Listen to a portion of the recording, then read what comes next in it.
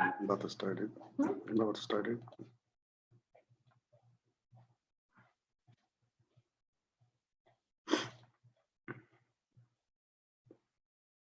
All right, guys, I'm getting this going. Sorry.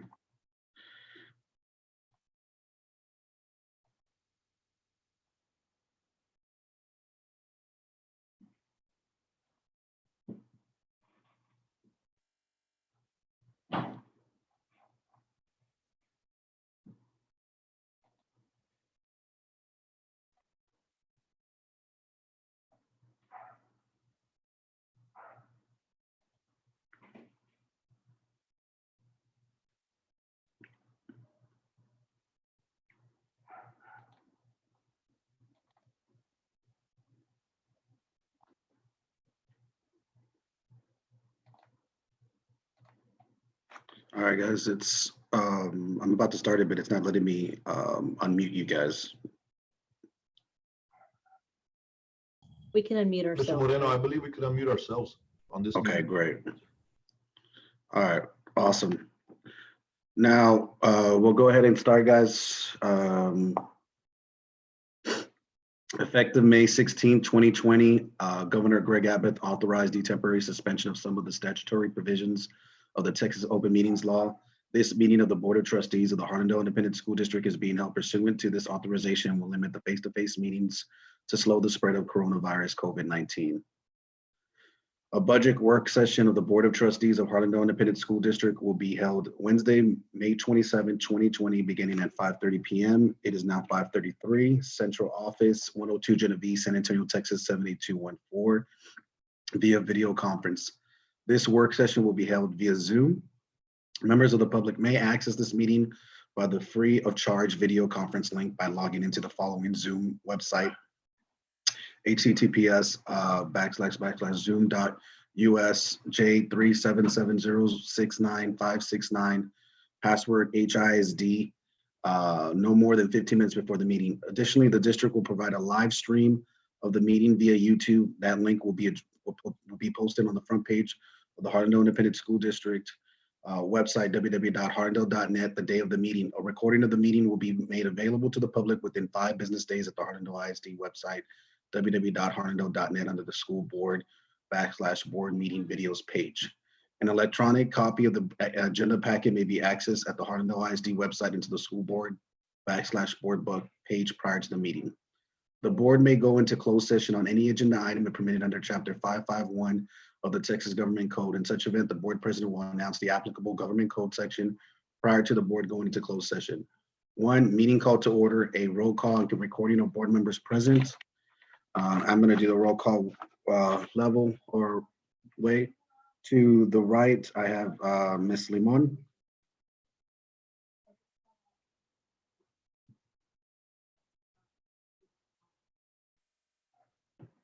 I'm Ms. here Limon? and I can't hear you, so you need to raise up. I still can't hear you.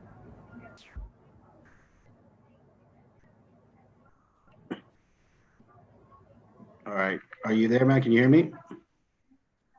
A little better. I could A hear little you bit better? Okay. a little better, but A little better? and I got a new computer, so I don't know what happened. No, it's all right. We'll work through that then. But Ms. Limon, I know Ms. Cavazos will be joining us, later on. Mr. Mendoza.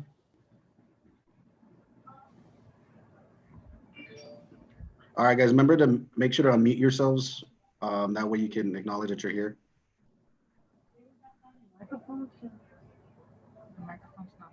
Can you unmute yourselves? Right here. All right, here, okay. I also have Ms. Ortiz. Here. Okay. Mr. Mancha. Present. All right. All right, myself. Ms. Carrillo is not going to be joining us either today. So I do declare a quorum present. I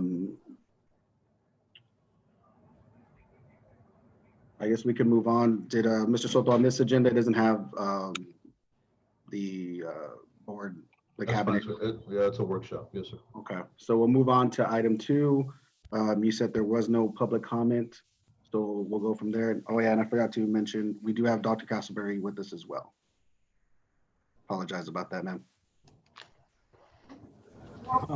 And then item 3, the board will conduct a budget work session with the superintendent and staff for the 2020-2021 budget.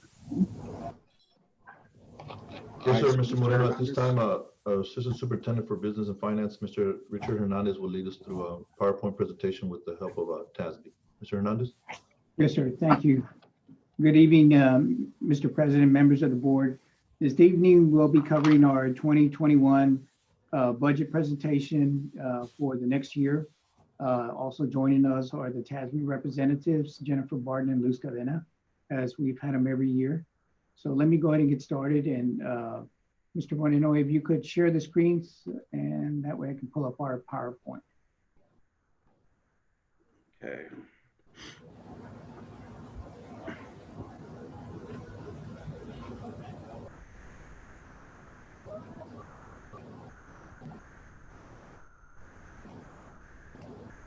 All right, you should be able to, sir. Yes, sir. Mr. Moreno, if we can ask everyone else to mute themselves while Mr. Hernandez speaks, so we can probably, so Ms. Limon probably hear a little better. I don't know if she's catching too much background noise. Okay. We'll go ahead and mute ourselves, guys. I'll mute myself as well. All right, everyone see the screen that says Harlandale Independent School District Budget Work Session 2021, May 27th, 2020. Then if that's the case, I'll go ahead and proceed. As we do every budget work session, we cover mainly 4 topics. We go over the fund balance as we're ending the year. We look at our student attendance trend, because as we know, ADA affects our budget through state funding. Then we look at what resources we have, what fund balances are available, and then we look at the budget items, which are always geared towards meeting student needs. We'll then provide a budget summary of looking at the budget initiatives, combining with our revenues, our expenditures, the fund balance that's available, and then what it looks like, what it may look like at the end of the year. After that, then we go over the tax rate. Now, the tax rate has been driven as a result of HB3 pretty much by the state. And so we're experiencing that again. Again, their main focus is to try to provide what they call tax compression. Really, that means try to keep our tax rate low due to the continued increases of property value. So as we do, we go over the fund balance trend. As you can see, we peaked in 13-14 with the total number of students basically at 13,921. Each year we've experienced a decline since then. And as we know, as we cover each session, the decline continues. Right now we're projecting to end with an ADA of 12,068. This has an impact on our revenues. But then again, as you can see, what we're projecting at the end of the year for this year is actually more of a fund balance than what we had in previous years. And that's because of the HB3 and the concerted effort by the state to provide more money in school districts. The next slide that we see is our fund balance. And what is different this year, given the circumstances that we're in, is I actually computed what and made a projection of what our fund balance may look like at the end of this year, at the end of June of 2020. What we're projecting is an overall fund balance of about 52.9 million. That's comprised of what we call other, and basically what the district has to do each year at the end of the year is to make sure they set aside money to carry over the purchase orders and any inventory that it has in reserve. The next part of our fund balance of the 52 million is our child nutrition. As you know, as we ended our fund balance last year of about 5.2 million, one of the things that TVA wanted school districts, and many school districts were experiencing that, is to spend down that fund balance to make sure that they only had 3 months worth of operations in the child nutrition program. We did that. We put a lot of equipment that as of the end of last year carried over into this year. And then as fortune would have it for us, we still had a good year at the end of last year so that we were able to build up our fund balance. But as we know, when we went into COVID-19, that basically reduced the number of meals that we can claim. That's the major source of our revenues. So when we looked at how we ended the year for child nutrition at 5.2 million, we're projecting a loss of this year of 2.5. And that's after we've already bought our equipment. We met our requirement with TDA. What we would have looked at is possibly a fund balance that might have needed to be addressed. But at this amount at 2.7, that basically provides, gets us in compliance with 3 months of operations. 3 months of operations in child nutrition represents about 2.9 million. So again, we've been fortunate that we had that strong fund balance because again, as many of us know, the unknown of going into the next year, and again, trying to keep all our employees employed and still being paid. So this fund balance is going to go a long way with us. The next area of the pie chart is the set aside that the board many years has designated to cover at least 2.5 months of operation. That 25 million continues to exist. And so that is looking at, again, existing at the end of this year in June. The next area that we set aside is 13.6. If you'll remember last year, we had 3.2 million, which was set aside for the Gillette Foundation project. But as we went through our facility assessment and brought it to the board in January of this year, the board, as a result of that presentation, along with the other resources that were available to the district to meet facility needs, basically designated and reserved an additional 11.4 million. So that's why it has increased from 3.2 to 13.6. And again, this is a designation by the board. It's not restricted. It can always be redirected. And that's important to know, knowing going into the next couple of years with this crisis that we're in.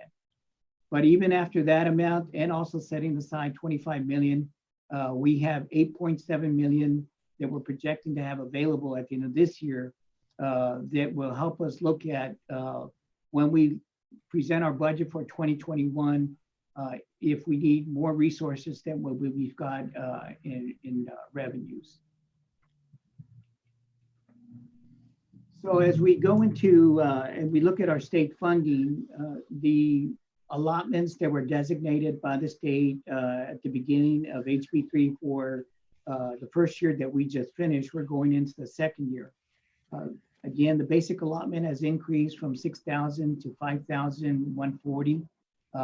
That was on the last biennium. They've made changes to the cost of index.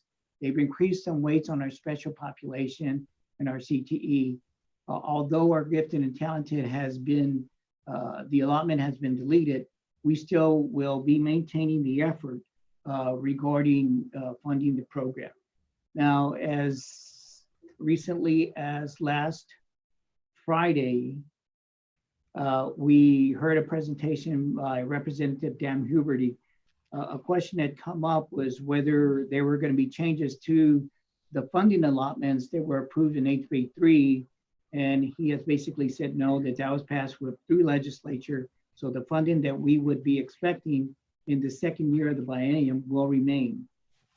But as recently as yesterday, though, we are receiving new information regarding the CARES Act and the funding of school districts. Now that may have an impact on the amount of state funding we get.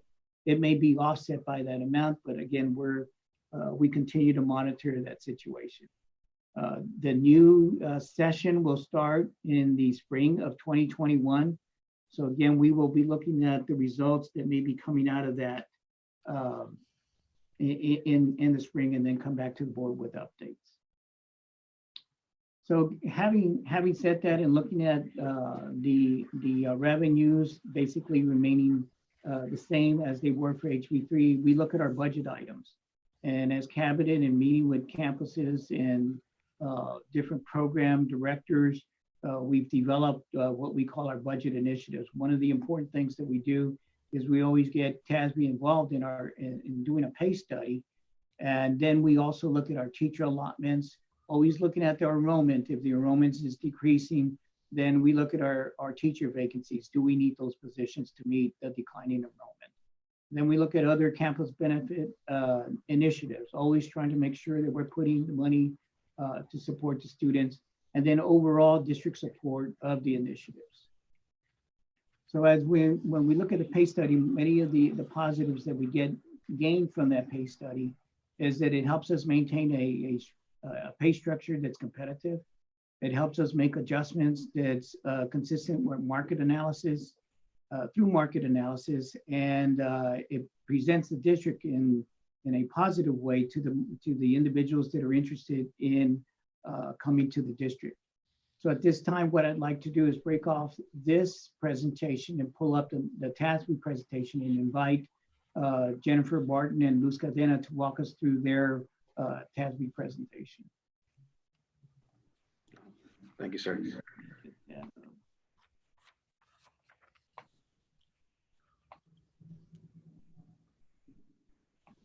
All right. Good afternoon, everyone. Can you hear me? Yes, ma'am, I can hear you. Okay, great. So Jennifer has joined me. Jennifer? Yes. Okay, and so Jennifer and I work together on this pay maintenance review for the district. And we have a summary of the market position and then the recommendations.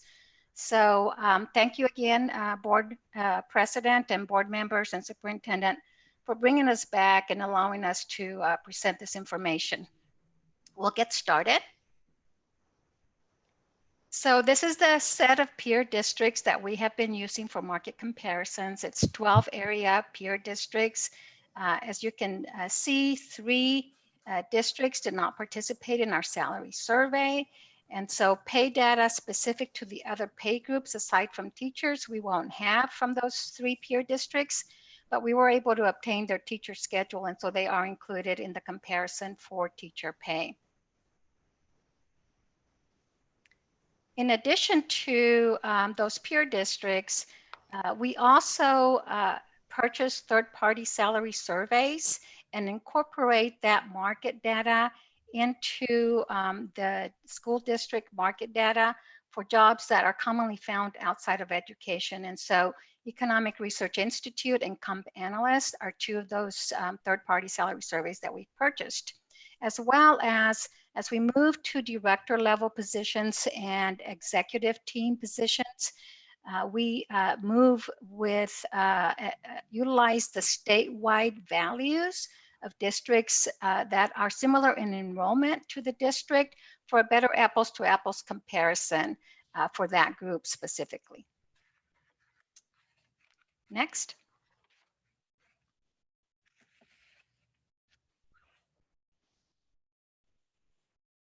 We can move on. Let me move, hold on one second. Okay. Okay. Here we go.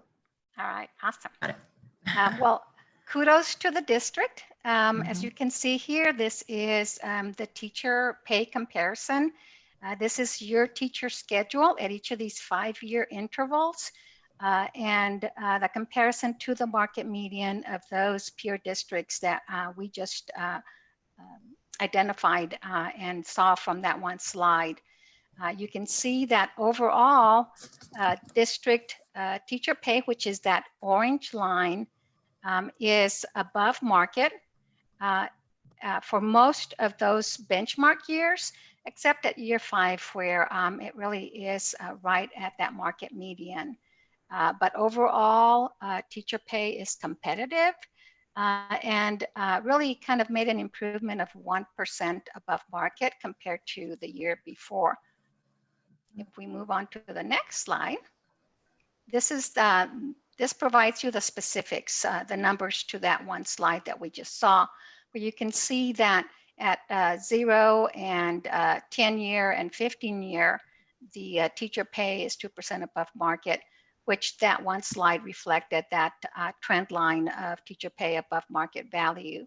And then, of course, the lowest pay comparison at that 5-year mark, again, at market value, but you know, clearly the weakest relationship of that 5-year trend, which is only $187 above market. On to the next slide. We also looked at your teaching area stipends. We've been doing this since we've started doing the pay reviews. And the district really is positioned competitively in regards to the teaching area stipends. As you can see here, you're either at the market median or exceed the market medians for most of these stipends. The general master's degree stipend, again, kudos to the district again, because last year the district did approve increasing that master's degree stipend, that's the general master's stipend, to $1,000 from the $500. So your gap or how you lag the market is by $500 for that one stipend amount. Now, we do have the subject area master's degree stipend that we also survey. We only have 3 districts in the market group that offer this stipend. And we see more districts, different pockets of the state that are more involved in offering this stipend.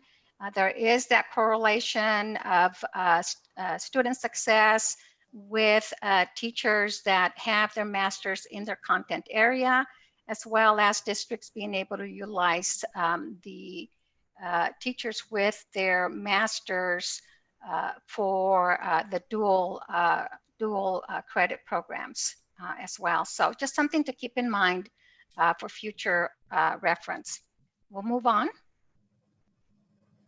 So market comparisons overall for administrators, we've actually broken down the administrative comparison into 4 categories.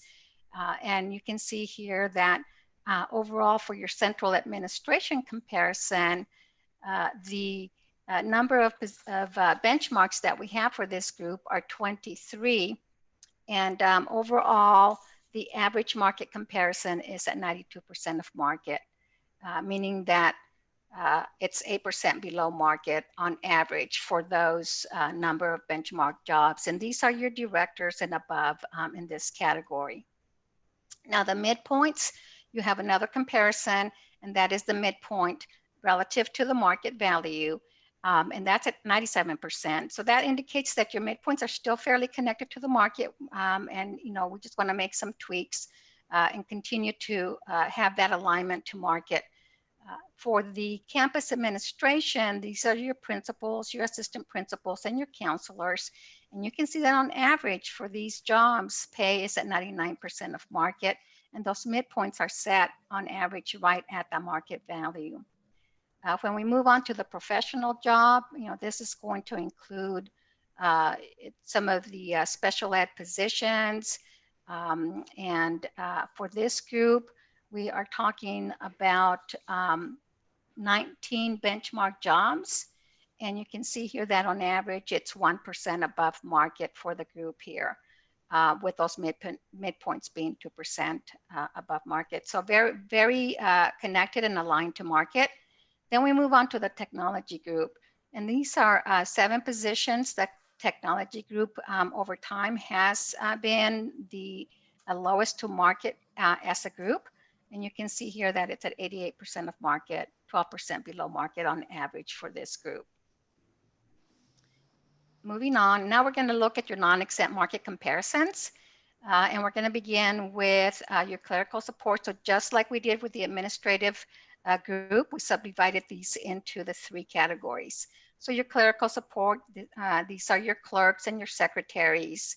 And so the number of positions in this category here are 20 benchmark jobs that we were able to match. These are district jobs that we match to our survey jobs.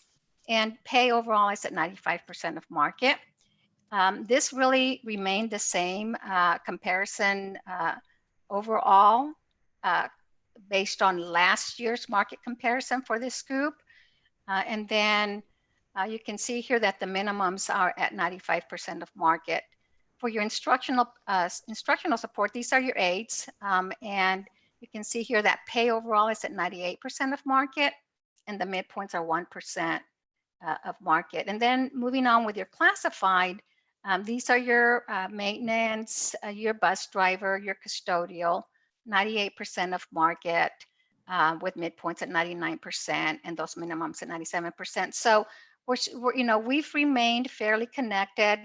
We make small adjustments, incremental adjustments, but we're not having to make those big adjustments or changes to your structure anymore. And so that also helps control some costs.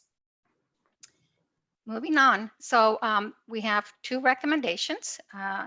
And so in recommendation 1, basically it's ensuring that all of the employees are paid no less than what the new range minimums are. So if their pay is going to be below the new minimums, which we've adjusted slightly just to keep the district connected to market, then there would be an adjustment for them.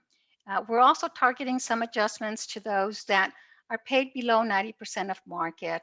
There are some jobs, as we were able to see on average, the pay is not at 100% for all jobs. And so there are some jobs that are below 90%. And so we have those targeted adjustments identified.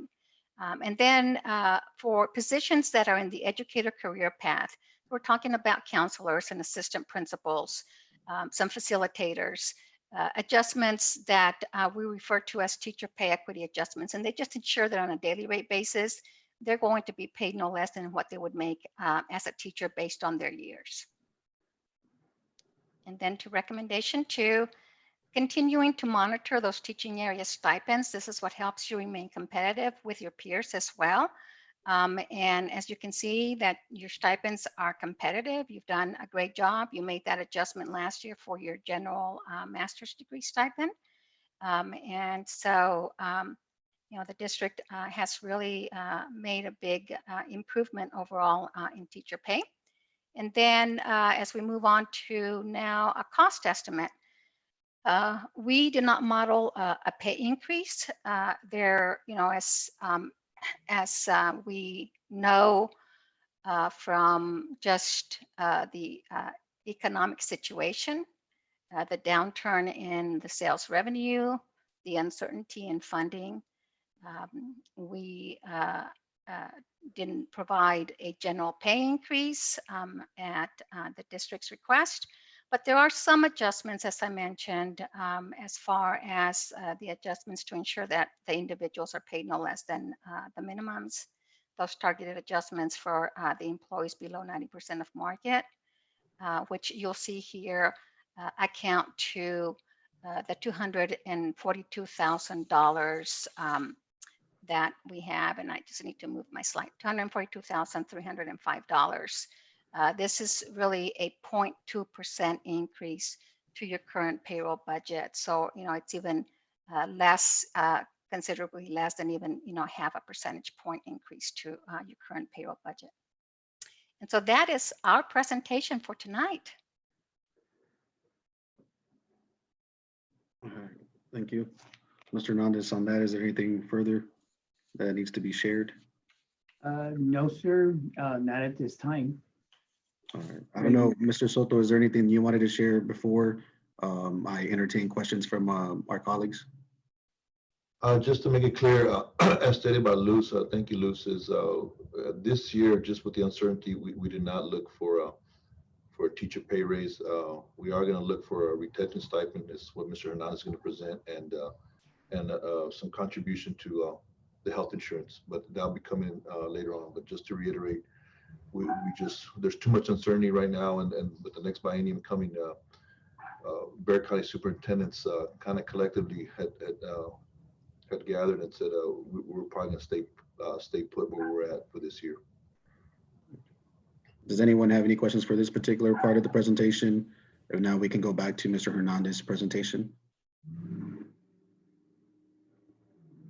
No questions for our TASB representatives? Not at the moment? Okay. I have a question. Yes, ma'am. Go ahead.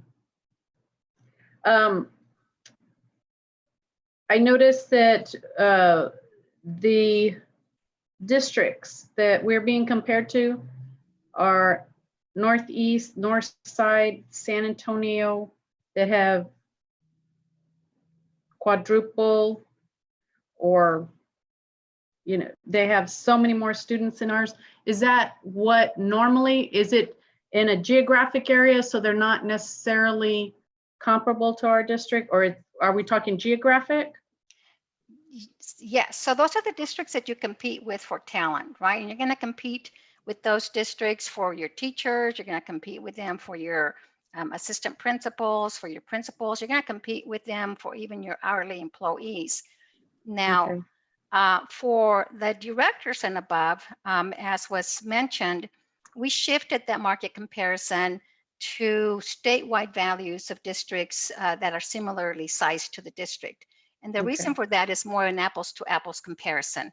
So, you know, primarily it's the area and, you know, ensuring that you're competing within your immediate peers, and then looking to see the size and scope of jobs that tend to become a difference in the comparison for directors and above. And so that's why we shifted to that statewide similar size district enrollment. Okay, and then just one other question. I can't see you, Mr. Moreno. That's why I'm like, where are you? I have a question for the superintendent. Go ahead, ma'am. The retention stipends is what we're going to look at instead of a pay and increase. Yes, ma'am. It'll be, Mr. Hernandez will continue and be coming up shortly. Okay, thank you. Yes, ma'am.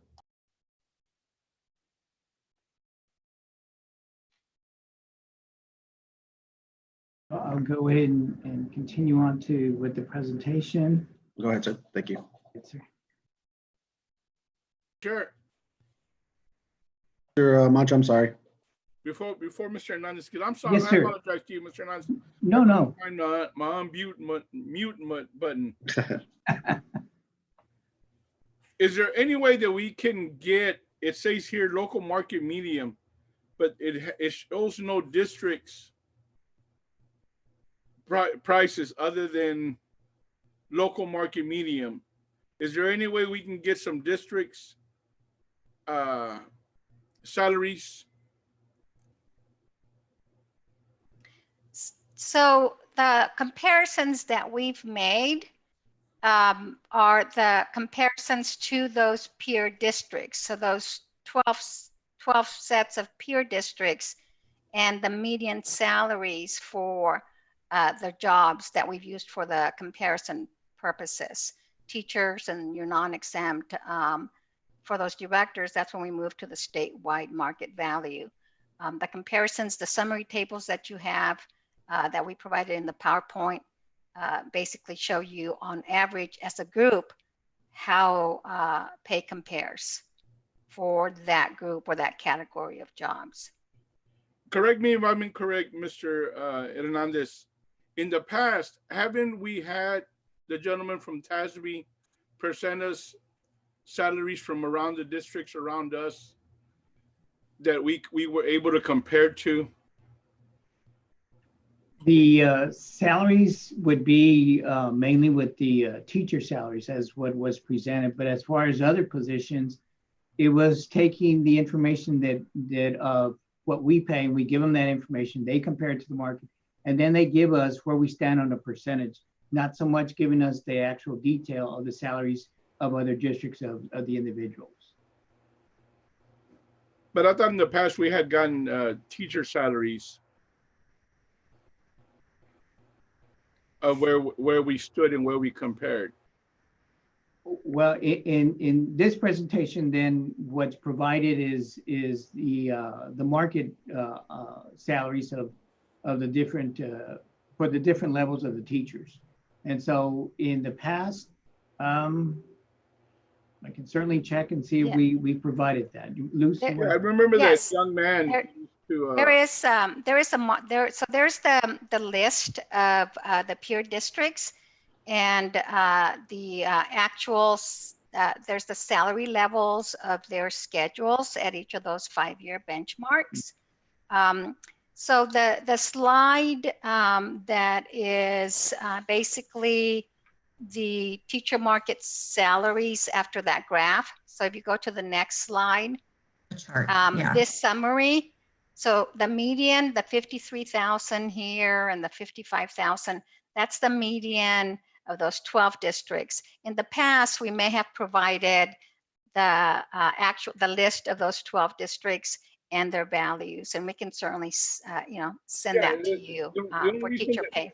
The only reason that I bring that up is because you're comparing us to some of the districts that have less than 10,000 students. So of course, their salaries are going to be a little bit lower. They're in the outskirts of Bexar County or around Bexar County, but not as close. It seems like the districts that are close to us, none of them are willing to give you any information, which kind of concerns me a little bit. Yeah, I would think that they would be the ones that we would more than likely compare everything to. So Mr. Mancha, in response to your question, we do have the teacher schedules for each one of those 12 districts. So what we don't have is the pay for the administrators or the non-exempt. But for teacher pay, those districts that you're concerned about that are more immediate to your area, we do have that teacher pay. So keep in mind that we're looking at the median of the 12 peer districts. And so while you may have some districts that are lower in enrollment, just because a district is lower in enrollment doesn't mean that they're going to pay less necessarily. But we use the median, and the median is going to provide us really the data value that is the more centered data values. So it excludes the extreme highs or the extreme lows. And so even if we did have some districts that pay lower, because we use the median for that statistical measure, then it's excluding those outliers. But we do have the market. We do have the market for those 3 districts that didn't participate for teacher pay. And all of that is fantastic, ma'am, except that I'm used to having the information, from all the districts. I know we've done it in the past, like I said, and I think that would have been beneficial, especially to me, instead of just seeing just the medium itself. Because I'm a businessman, and I can't pay people that work at Bill Miniature churches the same amount because I'm an individual.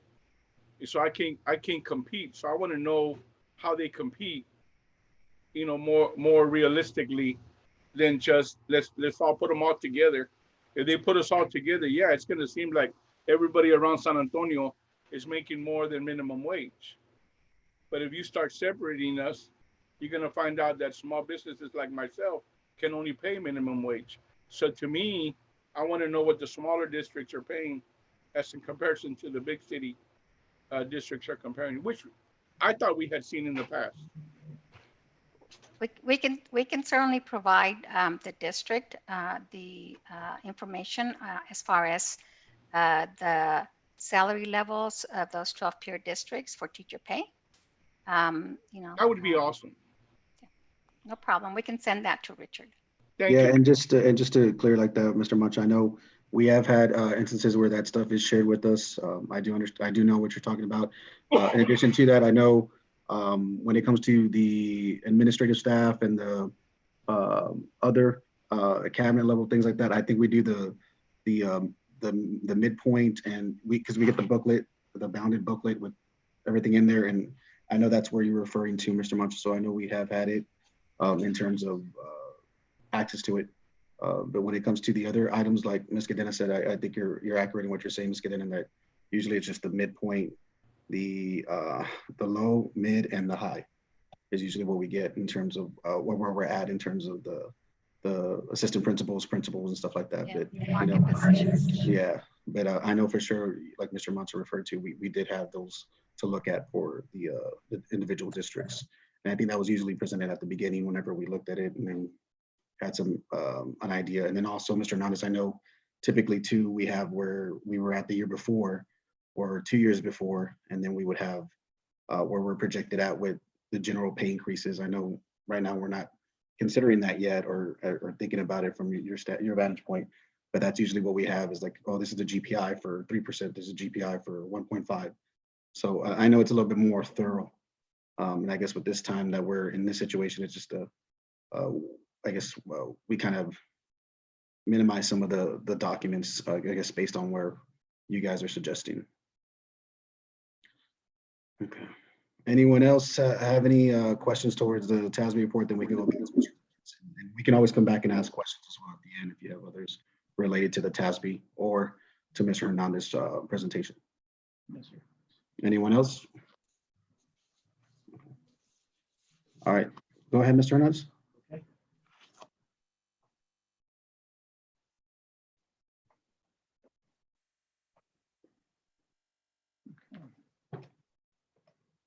So after we cover the TASB allotment, the TASB study, the next area that we go through each year is we look at our teacher allotment.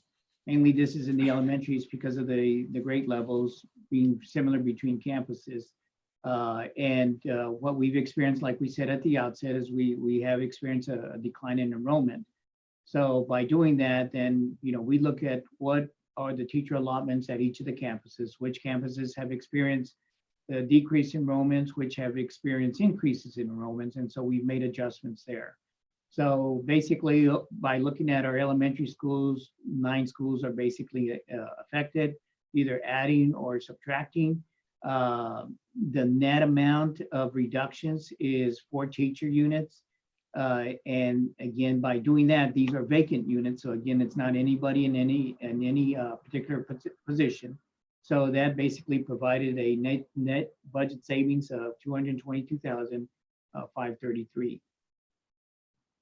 Through the past couple of years, and as we went into this next year and were beset by this crisis that we're facing, maintenance department has always been looking at trying to look at becoming more efficient in its operations.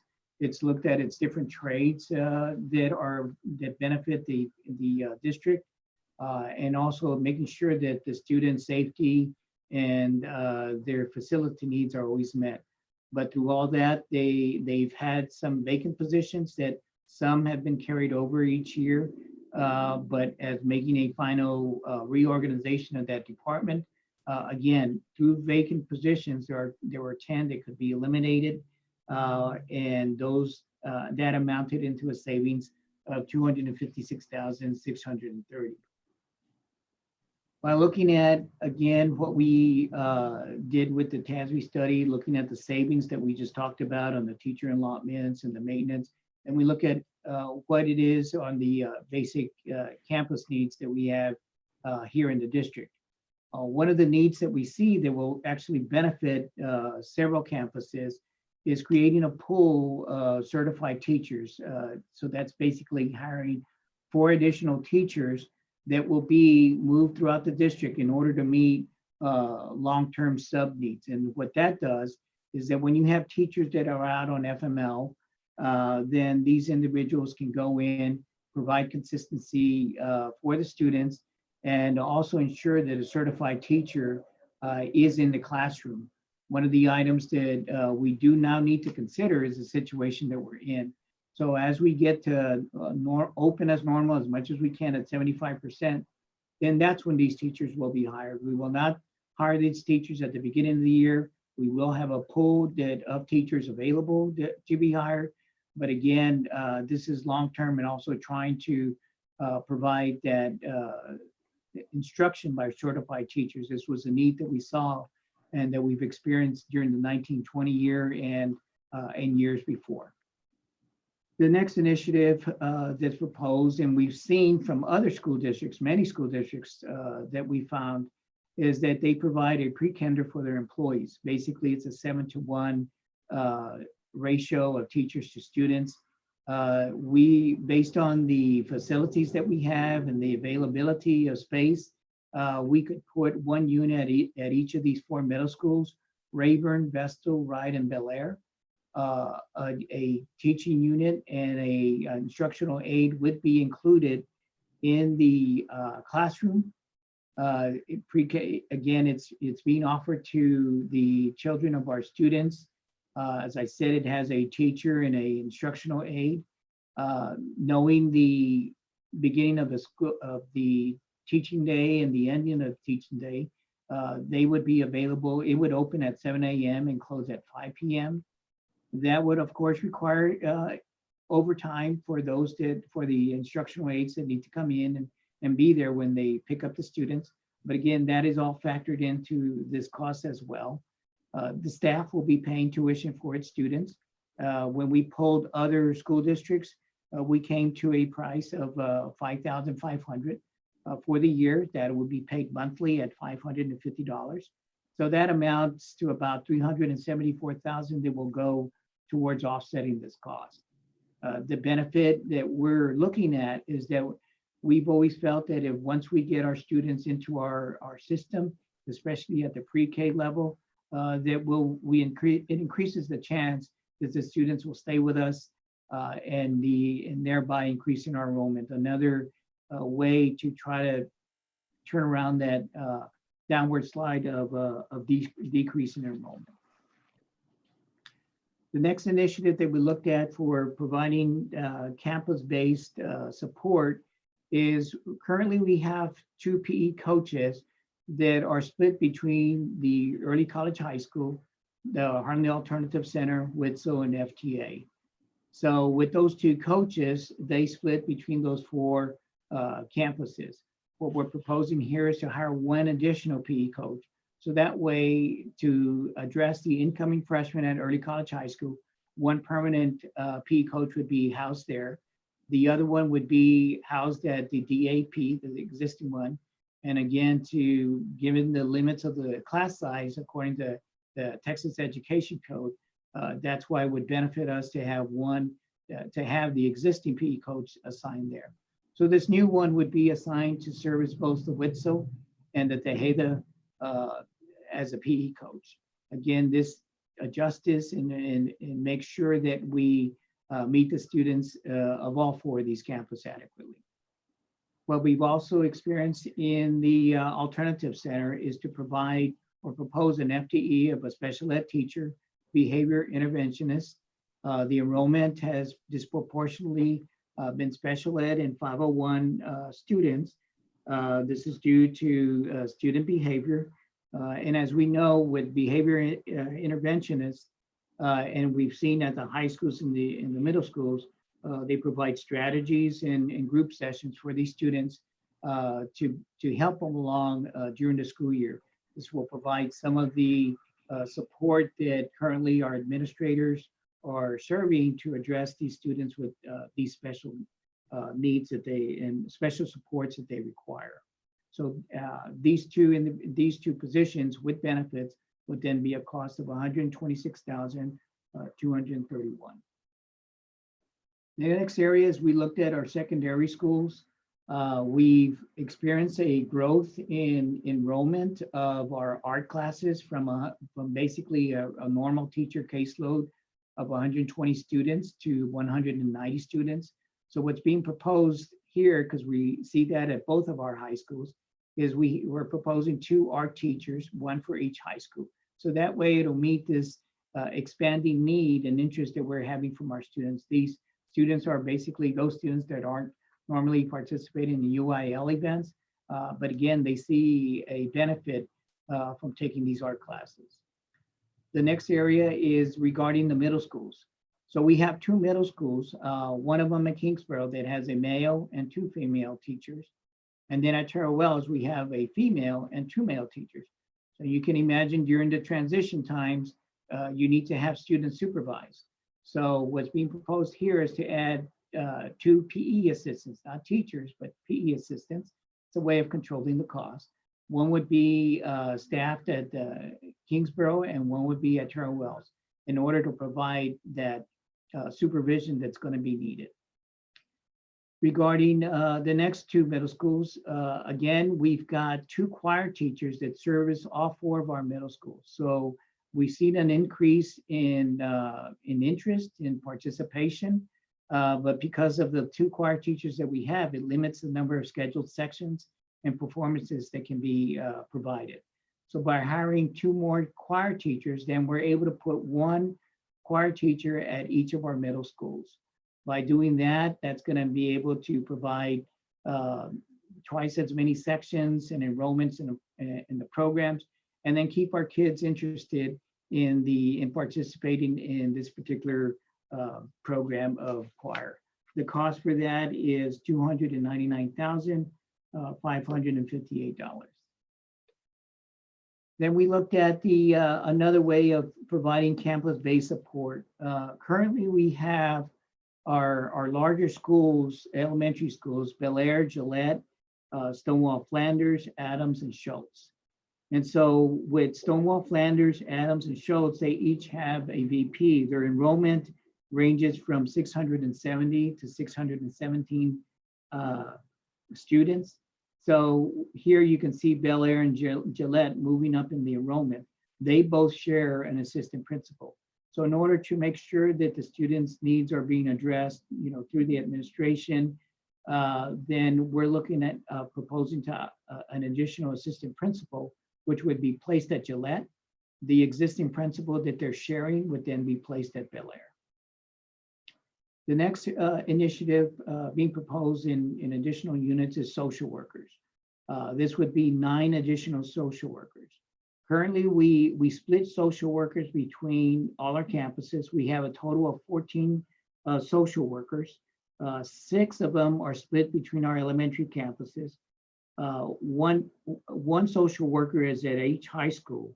And then we have 4 middle school social workers. But of those 4, 2 of them are split between 2 other campuses. And then we have 1 social worker that splits their time between Hack and Early College High School, and 1 other social worker that splits their time between teenage parents and the Tejeda.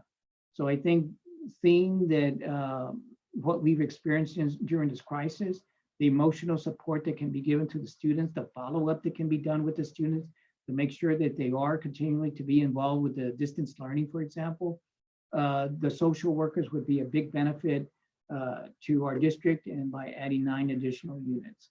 And again, basically, it would basically put 1 at every campus.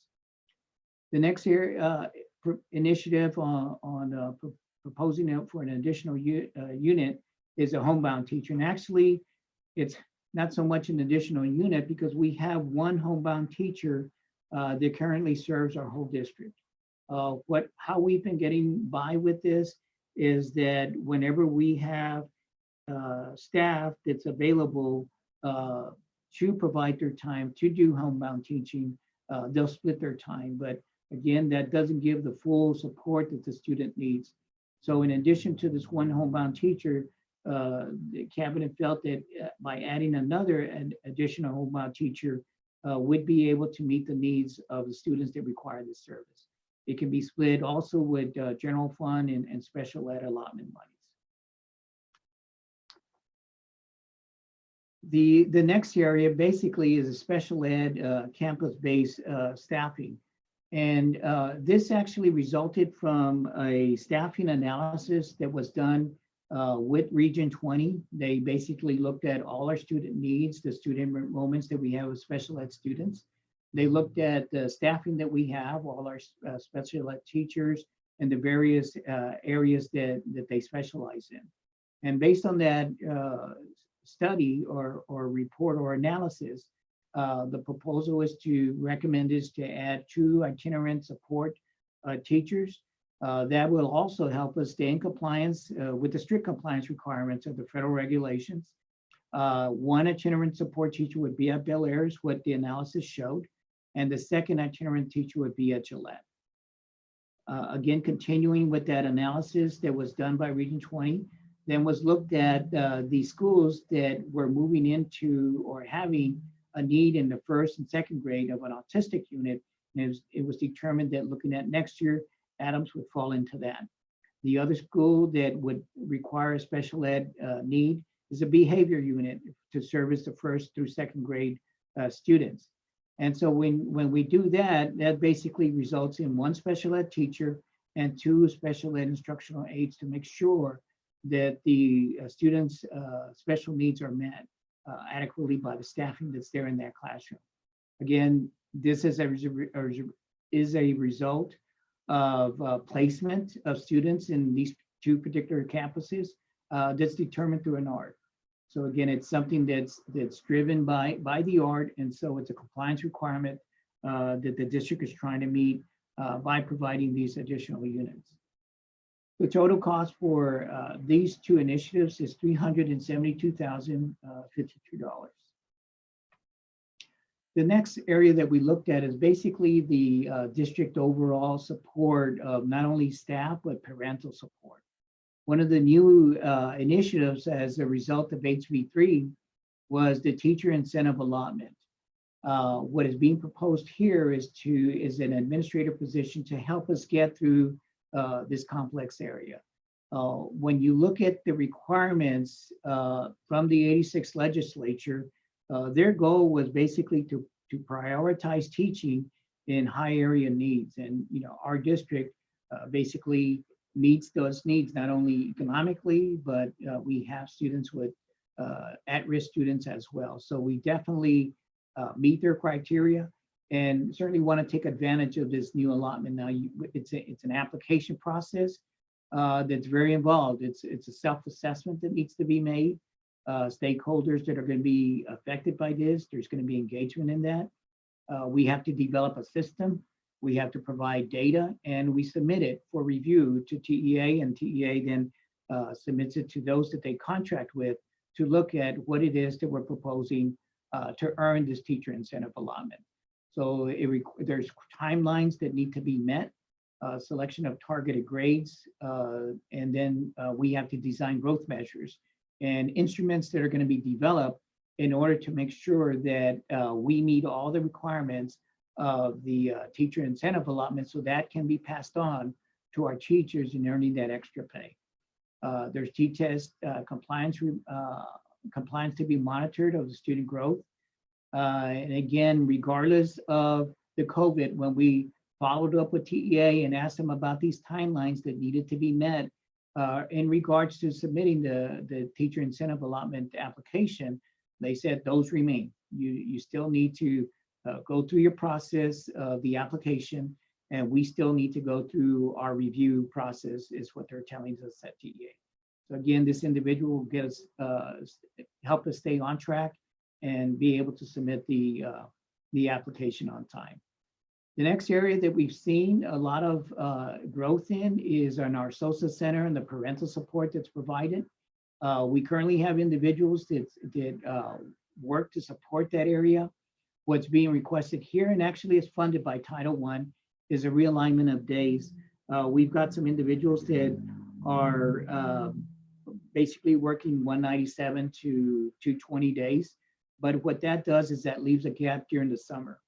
The realignment, as I said, it will increase the number of days. It'll ensure a year-round service to provide to our parents and the community throughout the summer months. One of the very successful programs that we've had is the ACE program. That also will be used to, as far as part of the funding, to provide those extra days. But the more important things is that this parental support will be seen by the community, by the parents as we go through the summer, so we don't lose that contact with students and parents. The next area is the facilitator. There's been changes in our CTE program, Career and Tech program. They've made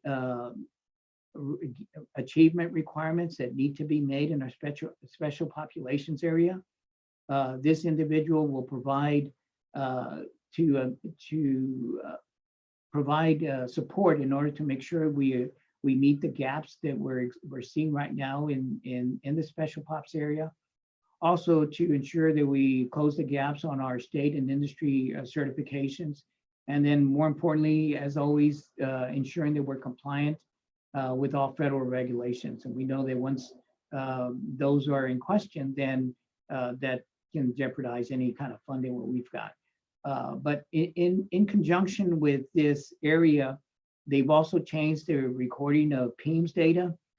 So we have 2 positions that currently would be addressing that, but are no longer required because the PEIMS requirement is not there.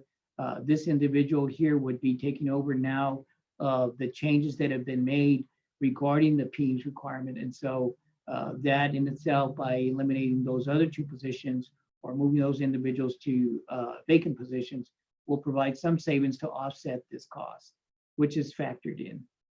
The last area of the initiatives is then what we call the Hardin Care Center.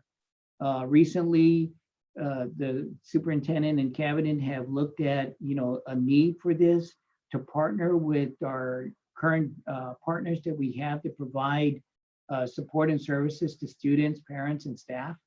Some of the and the partnerships that we work with consist of the Community and Schools, the Jewish Family Center, Charity Children's, Rise Recovery, and the Children's Benevolent Center. So what's being proposed here is we recently moved the staffing and worked with the staffing that was in the pupil personnel building. We moved them because we have space at the Shea Center that currently houses our alternative center, as well as our CTE, but they are moving. But it will be able to house our pupil personnel. So that basically provides that building a central location. So that way we would be able to create a Hardin Cares Center, be able to house these 5 partners in our district to meet the needs of our students, parents, and staff. And the administrative assistant is our contribution to this to help them with their scheduling, communicating with the partners and families. So the net cost of that would be $144,945. And that's the number of initiatives that we have. So that brings us to how do we fund that? When we look at the funding that we had for 1920, as I mentioned earlier, basically the allotments that were put in place under House Bill 3 are going to remain constant, although we are monitoring it with the CARES Act and how that might affect it. But as I said, Representative Huberty says that level will remain for this coming year because it's still within the biennium. Again, property taxes represent 16% of our total revenues. When you look at state revenues, this is driven by ADA. This amount is what we call on behalf. Basically, it's a flow through from the state of what they pay into the retirement system for the district, but the state requires us to still budget for that. So when you take that out, basically the amount that we get from ADA earnings is about 81%. And then the state and then the local share is 16%. That's always been our percentage for state support. What we've done an aggressive area is increasing our reimbursements from the SHARS Medicaid program. And so that's helped build that up to about 3% of our revenues. The next area, as we all know, and as you just saw, when the initiatives that we're focusing on is really the impact of the district is in the payroll area. And so anything that we do regarding payroll, we always look at, what's a recurring cost, what are one-time costs. So that basically factors in when we go to our budget process. So as you can see, payroll cost represents 85%, and then you have all the other pay areas or expense areas of the district. So the total cost is $141,000 that we looked at for 1920 as we went through the year. And so we had budgeted items or revenues exceeding budget expenses of 946. When we look at, okay, that monies that we had budgeted and set aside for the 1920 of 946,000, and then we look at the initiatives that we just discussed right now.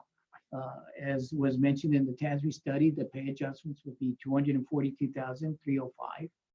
The savings that we are looking at from the making the adjustments to match our enrollment on the teacher allotments, reorganizing and becoming more efficient in the maintenance area. The 2 programs of the certified teacher pool, of course, the substitute and the tuition-based pre-K. Again, that cost was $608,000. The campus-based support, it's one amount, but I'll basically break it up or remind you what those slides were. And so that 1.1 million includes the PE coach that's being proposed at the WITSO and the Tejeda, the behavior interventionist that's at the DAP, and then in the middle schools and the secondary, providing 2 art teachers, 2 choir teachers, and 2 PE assistants. And then in the elementary schools, providing an assistant principal, the social workers, and the homebound teacher. All those, and those are slides, and we provided the hard copy to each of the board members. You can look at the detail, but when you add up all 3 of those, it's $1.1 million. The special ed, as we just covered, and the needs to meet those students that involved are the itinerant support, the autistic and behavior unit support. That cost was $372,052. The next area was the district-based staff. That was our trying to make sure that we apply and receive for the teacher incentive allotment, the SOSA Center, the expanding the extra days to provide that summer support, the CTE, and the Hardendale Care Center. So the total net cost of that was $144,945. So in the previous slides, basically we covered all of these, and each of those slides provides some detail. So after looking at and making sure that we've met the needs of the students and the parents and the community, and really what keeps our students here and hopefully will result in an enrollment increase. Then after meeting those needs, then we looked at, okay, what is available and what can be done to provide for the employees. One of the areas that we've always looked at is, when you provide increase, well, it's a recurring cost. So one of the things that we've been using in past years is the retention stipend. And so when you do a retention stipend, well, the district always has that option of not providing that the following year, depending on what happens with the legislature. So again, the legislature is meeting this next spring in 2021. Basically, we're in the last year of the biennium. They meet next spring, and then we'll see what funding that they come out with. Now, Representative Huberty says they will not go backwards in their funding. So, again, we have to wait and see how the Texas economy changes in order to help them meet that, or in the legislature meet that goal. But then looking at the retention stipend, what we met and discussed with Superintendent and Cabinet is that we believe we can put in a retention stipend of $600 for the year. And as the way it always operates, $300 goes in December to those employees that are with the district at a certain cutoff. Again, the key word is retention. And then the last $300 goes to the employees in the month of May. And as you'll recall, one of the things that we did or we experienced this year was that we had the retention stipend also. And based on the resolution that was provided and passed by the board and given to the superintendent, is that he took steps to move up that retention stipend payment from May to April, because he was hearing the amount of the struggles that all of us were going through, and felt that this would help the employees get through this rough period that we all are experiencing. So for the retention stipend, then a proposal is for $600 for next year. Also, again, looking at a recurring cost and what can be afforded and looked at for each of the years is to increase the health insurance contribution by $25 a month. Basically, that comes out to $300 a year. So in the calendar year, when the new insurance costs come out, in 2019, we started at $300. And so as part of the budget process for 1920, it was increased by $25. So beginning with the calendar year, the district's contribution went up to $325. What this will do is then put the district's contribution up to $350, beginning in the new rate year of the calendar year of 2021. So the cost of that is $485,000. So the total of all of these costs is $3,842,209. So basically what we have left over and what these costs are, then we have a net deficit of $2.8 million, $2,895,000. Now, again, what we did this year is we looked at and made projections on how we expected to end on our fund balance for June of 2020, basically bringing us our fund balance to start the new year on July 1 So if you'll remember that pie chart, we looked at having available of $8.6 million. So even with the, Excuse me. yes, ma'am. I'm terribly sorry to interrupt, but we're breaking hold on. up on the health insurance contribution increase, Yeah. and it says $300. Or do we go through the whole thing and then I go back and ask my question? Yeah, yes, please, Ms. Ortiz, and also thank you for Okay. that as well. I do want to announce that Ms. Cavazos has joined us at 6:40, if Ms. Diaz can get that. So thank you, Ms. Ortiz, you did help me out there, so. I needed to- Yeah, No, it's I okay. missed the whole thing because it was skipping in and out. Is anyone else having that issue as well? I know hopefully Ms. Limon isn't having that issue any further. But yes, we can go back, Ms. Ortiz, and we'll ask the questions all related to it. We just want to make sure Mr. Hernandez covers anything that we may or may not ask once he's done with the presentation. Continue on, Mr. Hernandez, because he's almost done with this part.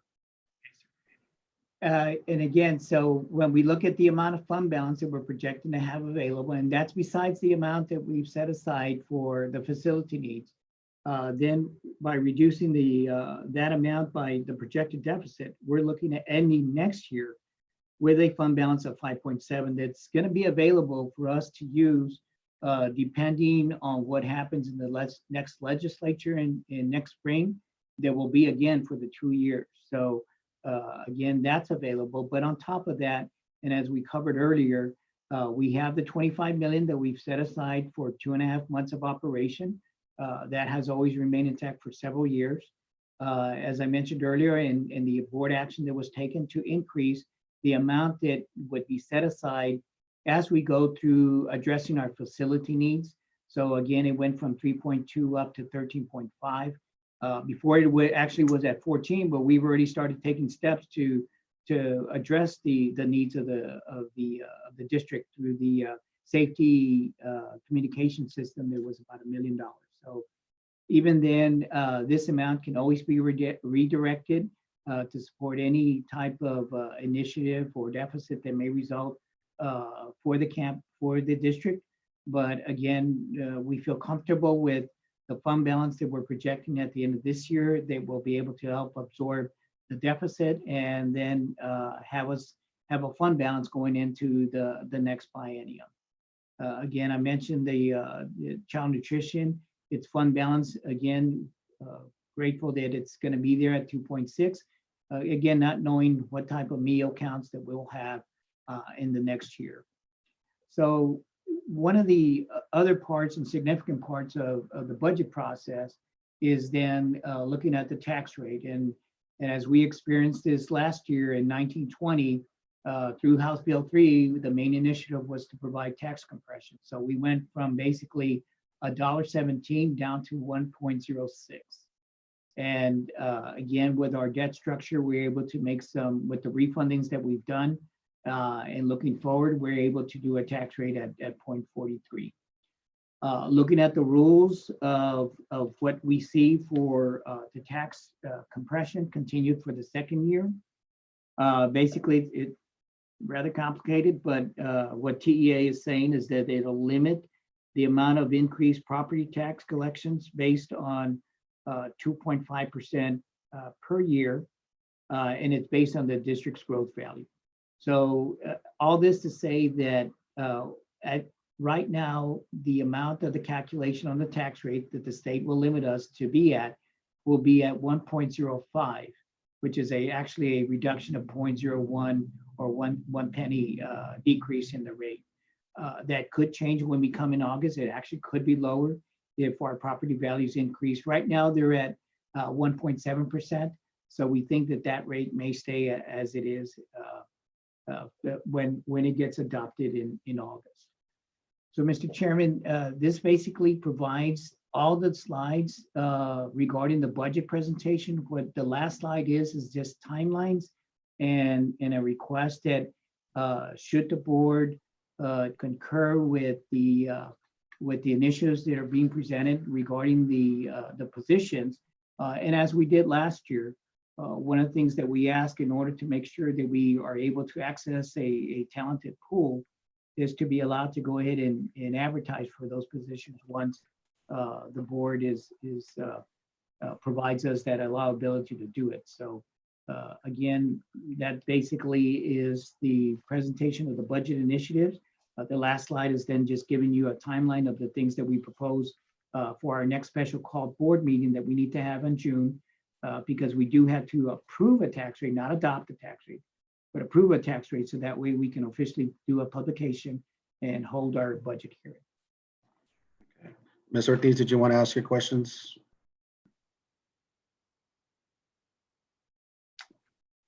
Can you hear me there, Ms. Ortiz? Are you ready? Go ahead, ma'am. It was that, it is, well, I had a couple of questions, but the one particular one that I was going in and out was page 18, health insurance contribution increase.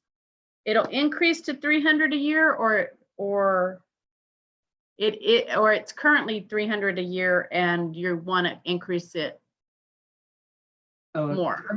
Currently, the health insurance contribution is $325. That's what the district is paying towards its share of the health insurance contribution, $325. What we're proposing is to add another $25. So then the district will be paying for an individual $350 per month for the individual. So when you look at $25 increase, when we multiply that by 12, it's $300 total for the year in total increase.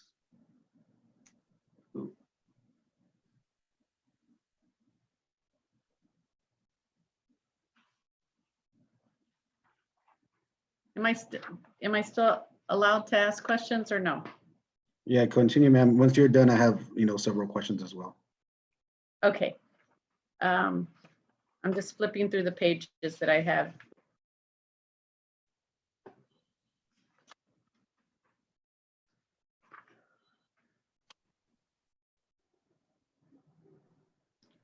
On page 11, the positions, district pool of certified teachers available as long-term subs. The long-term subs that we currently have are not certified teachers. Is that correct?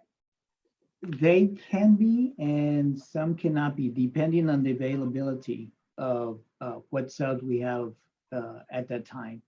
What this does is that if we know that we're going to have a teacher that's going to be out on FMLA, then we know we have a pool of teachers that can be that are certified, that can be slotted into that position. Otherwise, we're basically using the sub pool that we've got at that time that it needs to be filled in. So this allows us to do better planning to meet that sub need whenever a long-term sub is going to be required. Okay. I have, then on page 13, positions, it says Kingsborough and Terwells Middle School, 2 PE assistants, and Kingsborough Middle School, 2 choir teachers. Why those 2 middle schools? Is it because the existing teachers are going to be going to Leal and Harlandale? No, ma'am. So in regards to the on the 2 PE assistants, so what we're facing here is we have 1 male and 2 female coaches. And so what we're planning on doing is hiring a PE assistant that will help during the transition between PE classes, so that either a female or a male would be. So in this case, it would be a male PE assistant. So that way, as the teacher that is the PE coach is out there with the students, then the students that are in the locker room during the transition, the PE assistant can be there to make sure that student supervision is in place. Okay, so then the opposite would occur there with Terwells, because they only have 1 okay. PE. And the then, 2 choir teachers? Yes, ma'am. So with the 2 choir teachers, right now we have 2 choir teachers that are serving all 4 of our middle schools. Right. So by doing 2 additional choir teachers, then we're able to put 1 teacher at each of our middle schools, because now that gives us 4 choir teachers. So then that we've seen an increase in the participation. So that'll allow us to provide more sections and increase the enrollment in the program. Right, but I was wondering why Kingsborough and Terra Wells are the ones that get the new teachers, But I and mean, Leal and Harlandale get the established teachers? Is that what happened? that's probably a question more for our superintendent and our Okay, Ms. Casey, that I'm sure that we go through an evaluation process of, which school has need, which teacher has a talent or the connection to that particular group of students. And so what's going to be best for those students, they'll be placed there. okay. Page 16. And excuse my ignorance here, it says ACE programming. What does ACE stand for? What acronym is that? After school, let's say, I don't think Nadine's on. After school. Yeah, it has to do with our after-school programs or like challenge programs. That's So what it's it like is? extended learning. Yeah. It's after school program? Yeah, it's like the national organization it's connected to, where we do like the idea of being able to keep them till like 6 o'clock. Yes, yes, sir. And it's Okay. basically the kind of program that the city has, that after-school challenge program that we were familiar with for so many years. That used to be in our campuses, but with this ACE program, it's more intensive, more expansive to the students to meet the needs. There's certain requirements that need to be met in regards to the student needs and their outcomes. So this program has really turned around that program that was originally in place, and it also provides it provided additional funding to provide materials and those kinds of things, tutoring for the students. You're correct, Mr. Hernandez, and I don't remember the acronym. We have so many acronyms in the education world. I don't remember what ACE stands for, but they also allow our parents to be able to drop off their kids at earlier times in the elementaries and provide some tutoring even before school starts, not just after school. So it's been a valuable asset to our community and our kids. Mr. Soto, I believe it's Achieving Competitive Excellence, and it's a grant. It's a Texas grant program. Thank you, Melissa. And then I just have one other question. I bet you're relieved, Mr. Hernandez, when I say No, that. not at all. Glad people are asking questions on the work. It's still on page 16. Harlandale Care Center. The location is going to be at Shea Center, and we're going to bring all our partners into the Shea Center. Are they currently spread out throughout the district, or? Right now, we're going to bring in the social emotional well-being into that building where our pure personnel offices are at. We have 3 hearing officers in our pure personnel office, and usually when you go in a hearing, it mainly has to be with affidavits, some hearing officers where they're listening to cases of going to DAP. So we're going to house them in offices in the second wing of the Shea Center. Okay. We have offices in that second wing. Yes, ma'am. All right. Thank you. Yeah. Thank you. I don't know if anyone had any other questions before I ask a couple of questions, guys. I had a couple of questions. Go ahead, Mr. Mendoza. I'm trying to find one of them, but I'll ask one. Mr. Soto, on the maintenance department assessment, there was a budget savings of 256,630. Was this due to because you deleted some of the positions, or was this due to cut back like on overtime work and stuff like that? There are positions, sir. We being in maintenance over there for a few years, there were some positions that we didn't fill, and we can have Mr. Blaney speak on it. But there was a foreman position. There was a couple of crew leader. We had an area manager at night. We already had an area manager at night, so we had 2 area managers at night. We didn't believe that we needed 2 of them, so we eliminated one of those positions. We would hold a position and feeling to see if we were still being productive. And throughout the years, we were being productive. So eventually, going over this year's budget, we decided to go ahead and do away with those 10 positions. So it really didn't have much to do with overtime, because I know in the past, we always had a high number in overtime. In Yeah, that, so we monitor that overtime. Basically, really, the only time that we really do hit overtime is when we have those projects when we're trying to finish up cleaning and the maintenance gets involved with some construction and so Right. and so on.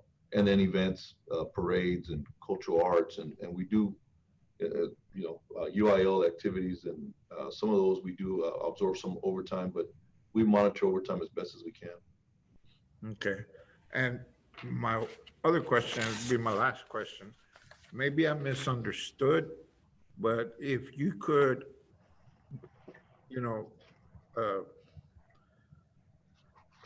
explain to me about the homebound. Do we have a certified teacher in homebound? Or we don't? Yes, we do. We used to have two, sir, and this was maybe about Miss Casey, maybe 5 to 7 years. We used to have two, one to service the north and one to service the south. Right. And somehow we lost one, and we didn't replace it. And we've seen a need to have two homebound certified teachers, and they are certified. They are certified. Yes, sir. Okay. Yeah, then I had misunderstood. Okay. Yes, sir. Well, thank you for those answers. Yes, sir. All right. Thank you. Anyone else have any questions? Mr. Moreno? Yes, is that Ms. Limon? Yes. Yes, ma'am. Okay, so back to page 16. So the ACE program that Mr. Yang was talking about, these are also staff members from the Honorable District. Is that correct, Mr. Hernandez? Yes, ma'am. Yes, ma'am, they are. So staff, and then of course outsiders that they hire from the ACE program. In regards to the ACE program, what we're looking at here is that we've got 3 individuals with the days that they have in trying to increase them to address the summer needs. And by doing that, they can take advantage of this programming that this funding that we're getting from the ACE program to use vendors to help support parents and students. Yes. This is existing staff right now. Right, and because my son was in that ACE program, so it was very helpful. Oh, And good, also, I also want to know that on page 15. So the instructional aids for the autistic for unit and at Adams and Rayburn, second behavior unit.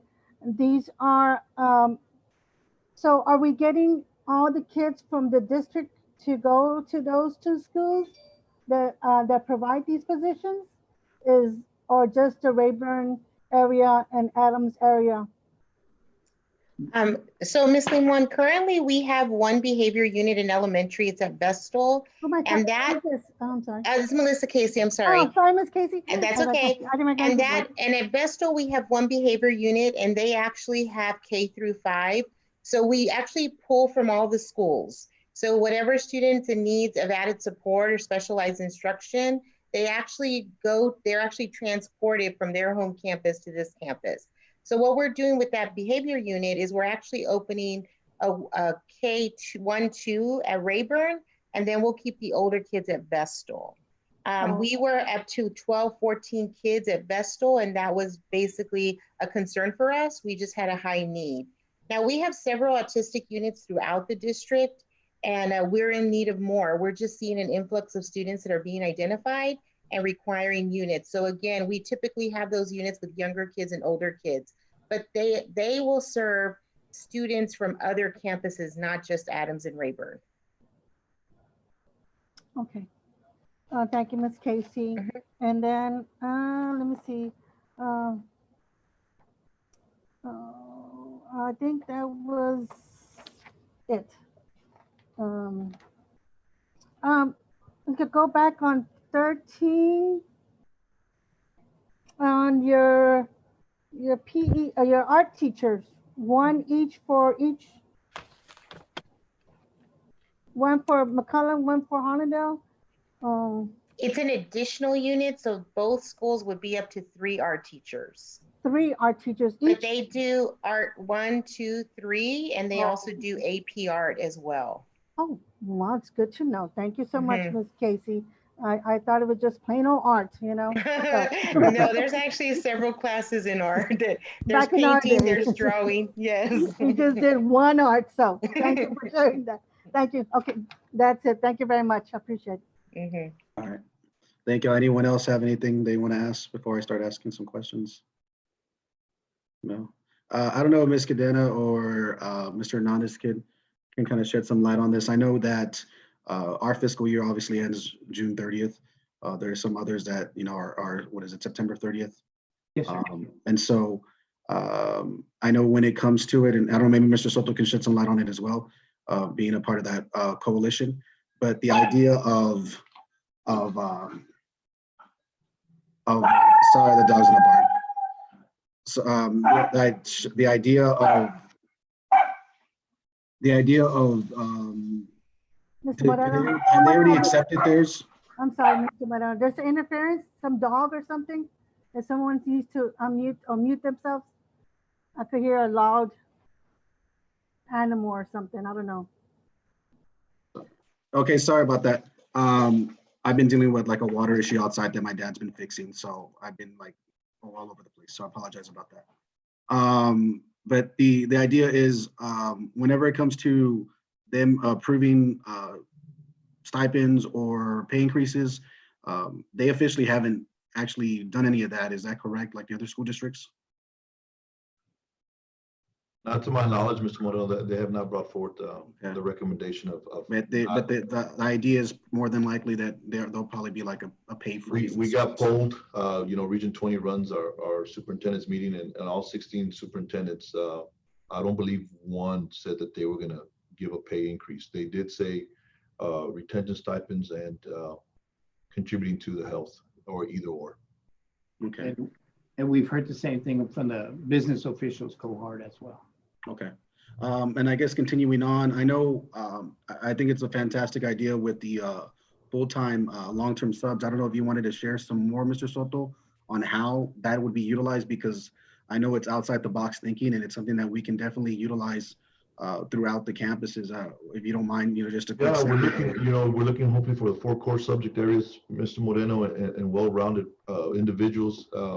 As we know, when we're in a math class, and say we're in a high school math class, and our algebra 2 teacher goes on leave or maternity leave and is gone for a few months, and we end up putting a sub, it's already hard enough to find a math teacher that's certified. Mm-hmm. So we end up putting a sub, and then the student ends up losing out in 2 months, and then they get tested. So the thinking behind this is they're going to be district personnel that we're going to be able to pluck in when these individuals end up leaving, and hopefully we don't lose a lot of learning and instruction.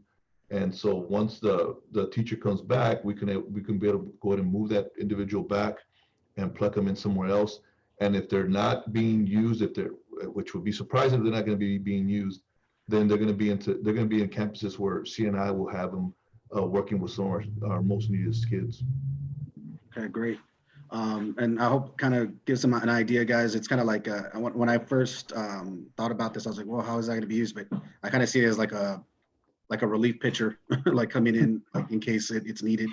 But like it's mentioned with the rationale, it's only if we're conducting 75% of the classes in person, right? Or Yes, sir. Right. Okay. Yes, sir. Mr. Moreno, yes, ma'am. I'm sorry to interrupt you, No, but go ahead. on those subs, the pay will be a certified pay, or would be a sub pay? No, it'll They be a will be certified. full-time teach. Yeah, they're full-time teachers. They're Right. full-time teachers. They be paid as teachers pay. Is Yes, that correct? Yes, ma'am. Okay. Okay. Thank you, sir. I appreciate it. I'm sorry. No, that's fine. But appreciate that clarity too, Ms. Limon. Another thing, I mean, when you go through assistant principal, I like the fact of not having to share a principal, assistant principal. So I think that's going to be beneficial to those campuses. I know that's always something that is tough. You can't build any type of rapport with the kids if you're not there every single day. So, you know, kudos to you guys for making that happen. Social workers, I mean, they're just unsung heroes. And so I'm glad that we're going to be able to house pretty much each campus with a social worker. That's something that's going to be huge for all of our kids. especially knowing that we had so many behavior kids at Rayburn or at Vestal, excuse me, 14 behavior kids in one unit. I can't imagine. So, you know, it's great to see that. The other thing, and I don't know if I wanted to kind of get your rationale, Mr. Soto, when it comes to the teacher incentive allotment. I know that's something that came out last year. I know not too many people have been huge proponents of that idea. What is it that's going to be able to help us, you know, move forward, or how is this going to be something that will benefit us without, you know, creating some sort of backlash? Yeah, well, as of right now, Mr. Moreno, I don't believe any district's gonna have an option, not So to it's going to be mandated, Right, it's mandated, it's part of House even though Bill it says 3. optional. Yeah, it's under House Bill 3, and it asked us what cohort we wanted to be in. It asked the districts what cohort we wanted to be in, but it's gonna be implemented, and we believe it's gonna be funded. And listening to Mr. Hernandez and House Representative Huberty is saying that they don't want to take steps back not to fund some of these mandates. Yeah, because I know, Mr. Hernandez, when it comes to the formula, they can't backtrack on the formula for our ADA. No, can sir. they? No, not, and that's what he was saying. So the law's already been passed. And so we're going into our last year of the biennium for the 2021 year. And so he knows all the effort that it took, that he took and all his representatives took to get him to this point. He kept saying he doesn't want to go back when the new session starts next spring for this next biennium. So I think we felt like the commitment was there. It's just, you know, how is the economy going to provide that support that they need to continue at the same level? So it's a wait and see, but at least we know for this year, we're secure because that's already in law. The formulas are already in law. Okay. And then I know the other idea with having our pre-K4 for our employees, that's any employee and any level, correct? Yes. Sir. It's not just for our teachers? No. Yes, Okay, sir. and so with that, I'm assuming then y'all would work something out where it would just be automatically deducted from their paycheck? Yes, sir. And that's very similar to what other school districts do. Okay.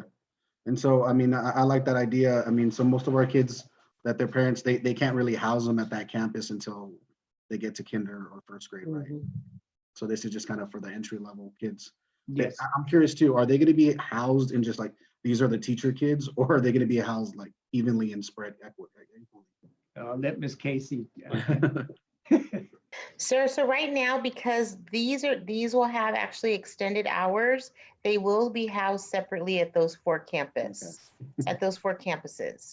All right. I just don't want to have anyone say, oh, we're treating our teacher kids better than such and such. I don't want to get that, you know, go down that Right. road. But I guess whichever way, I'm sure we'll learn and grow as we go through it. So I like that idea. Like I know Mr. Soto, you know, explained to us he wanted to do some things that would benefit us and be innovative and, you know, something that would drive us to possibly get more student traffic. So I'm hopeful for that. And also, I hope that's a great marketing ploy for people that want to work for us, especially the young teachers or anyone that has a young child. I mean, I think that's going to be huge to fill those classrooms and then to have those, you know, qualified people, you know, serving our kids. I guess the other thing, when I had one other thing, all these jobs, like you said at the beginning, it's through attrition. No one's getting released. No one's getting, you know, let go. It's all things that we, as you guys did the reorganization and shifting, you noticed, oh, this is gonna be something that's not needed. Yes, sir. And they were all vacant positions that are being addressed. So nobody is being furloughed. These are just vacant positions that we budgeted and now have made a reassessment. And so we're able to close them out. All right. Well, thank you for providing those responses and those answers and provide some clarity on that. I don't know if anyone had any other questions, guys. I know that we will have to have a meeting next Thursday. We could change the time. It doesn't have to be 5:30, but we can change it if necessary. But we need to approve by June 15th, as was mentioned. And, you know, technically we have until the 30th, as long as we do it 10 days before. Yes, So sir. I'm sorry. Go ahead, sir. I'm sorry. I'm sorry. And so the timeline that we have, so you'll have an idea of the items that'll be, that we would propose to bring to the special call board meeting for next Thursday would be, as Ed mentioned, approving the tax rate, so we can do our official publication, approving a retention stipend as the way it was presented, approving what the TASB study and the adjustments and the recommendations that we discussed, and then approving the increase in the health insurance contribution. This way, it pretty much sets aside and sets the direction for what's going to happen in 2021. And then officially on June the 15th, because we have to give time for the publication to be published 10 days before the board meeting and before the official proposed budget is approved, and have that brought to the board on June the 15th. And Dr. Salinas, on this here, when it comes to the health insurance, obviously we're still in the year for 2020. We won't be actually entertaining any bids or things of that nature until October, correct? Yes, sir. That'll all start happening in the summer, just like last year. Okay. And so Yes, right sir. now we're still in a positive state where this is something that can impact the people utilizing the health insurance in a positive way. Yes. Okay. All right. So again, what we, and I don't know, I'm sorry. What, again, we'd like the board to ask us is to allow us, after we've addressed the questions, if the board's comfortable with allowing us to go ahead and post these positions that are being proposed. So that way we can try to get the talent that we need to fill those positions. Something that we've have looked at in past years to at least get ahead of the competition and get the best qualified people for these positions. Okay. And then we have more or less the 15th to approve that, correct? And then you'll approve it, but at least you allow us, so it's not a surprise to anybody. You've allowed us to go ahead and post for these positions. And then we start the process, because again, the official approval is going to be on June the 15th, which is about 3 weeks, 2 to 3 roughly 3 weeks. Okay.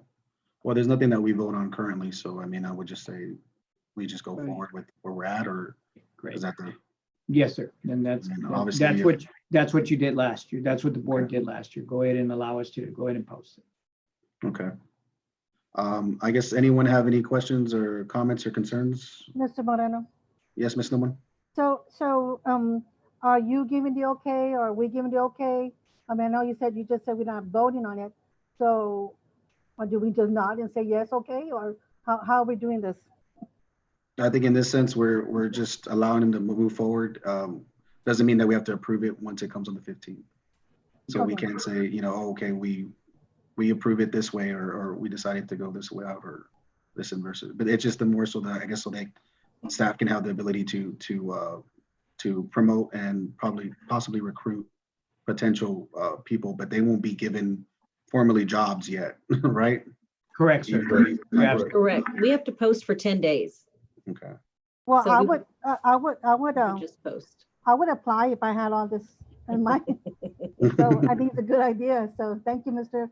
Hernandez. So, but good job. Appreciate you guys. All right. Thank you. I know that was a question we had, Ms. Limon, and I was just trying to make sure we had it correct too, because we're obviously not voting on something currently. Okay. But anybody else have any questions, comments, or concerns? Remember, you do have the opportunity. We still have time. You can reach out to Mr. Soto, and I'm sure he can direct you to the necessary person to get those items addressed if you have any particular questions, because I know the budget is always something that people have a lot of questions regarding it, and it can be a very robust, large amount of information. So don't feel overwhelmed or anything like that. I mean, you just take it as you can, and you can always have someone help you answer the question. Trust me, it's not the easiest thing, especially when you're coming in a year or two and it's still something that it's ongoing. Okay, so anyone further? And Ms. Cavazos, thank you again for joining us. I hope you had a great experience just now. Hopefully, if you have any questions, you can always direct them to Mr. Soto and we can go from there. Yes, sir. Thank you so much for allowing me to come in a little late. And yes, it was a fine experience. I almost started bawling. But yes, I'm very new, obviously, to this whole process. I've been very quiet because I'm taking notes and I'm making my little notes and I'm listening. And a lot of the questions that I had have been asked. So that was a plus. But there are a little few things that I might need a little, face-to-face explanation, just because this is my first budget session. And I might need a little help just to clarify some things so that I don't make assumptions and so that I'm clear on it. So I appreciate that opportunity. Thank you. Great. All right, guys. So if there's no other questions.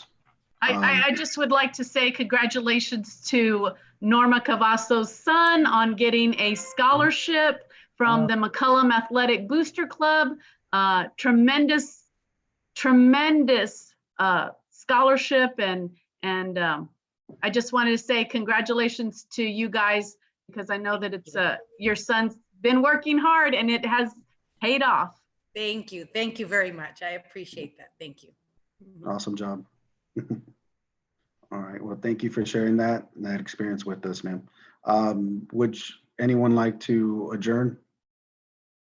And you can make the motion. I can make the motion. Someone can second it. I move to adjourn. Mr. Moreno, I move for the meeting to adjourn, please. Okay, thank you. Do we have a second? Second. Okay, second by Mr. Mendoza, motion by Ms. Ortiz, second by Mr. Mendoza. Remember that this motion is not amendable, it is not debatable, and does require a majority vote. All right, have to go down the roll call. Ms. Limon, yay or nay? Yay. Okay, Ms. Cavazos, yay or nay? Yay. All right, Mr. Mendoza, yay or nay? Yay. All right, Ms. Ortiz, yay or nay? Yay. Okay, Mr. Mancha, yay or nay? Yay. Okay, myself, yay. Motion carries. Meeting is now adjourned. It is 7:18. All right, thank you guys. Thank you very much. Thank you. Good night. Have a nice evening.